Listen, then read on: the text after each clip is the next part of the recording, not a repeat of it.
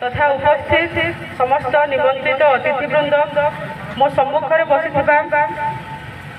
Media भाई माने तथा स्कूल कॉलेज रु आसी छात्र छात्री माने तो आज दिन नवेम्बर यही प्रोग्राम आयोजन करवा से उपस्थित थिबा आमर अतिथिवृंद जनगण भारत एक सार्वभौम समाजवादी धर्मनिरपेक्ष गणतांत्रिक जनराज्य भावे गठन करने यार सबु नागरिक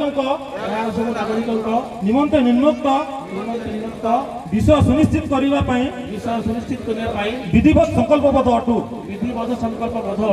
न्याय सामाजिक अर्थनैतिक एवं राजनीतिक स्वतंत्रता चिंताधारा व्यक्तव्य आस्था विश्वास एवं उपासना समानता मर्यादा और सुविधा प्रदान एवं सेमानक मध्य ए सब को प्रोत्साहित करिबारे एवं भातृत्व व्यक्ति मर्यादा एवं जातिर एकता अखंडता को सुनिश्चित करिबा आम्बे अद्य 1949 मसीहा नवेम्बर मासर 26 तारिख दिन आमर संविधान सभा रे एतद् द्वारा ए संविधान को अंगीकार प्रणयन एवं ग्रहण करूअछु।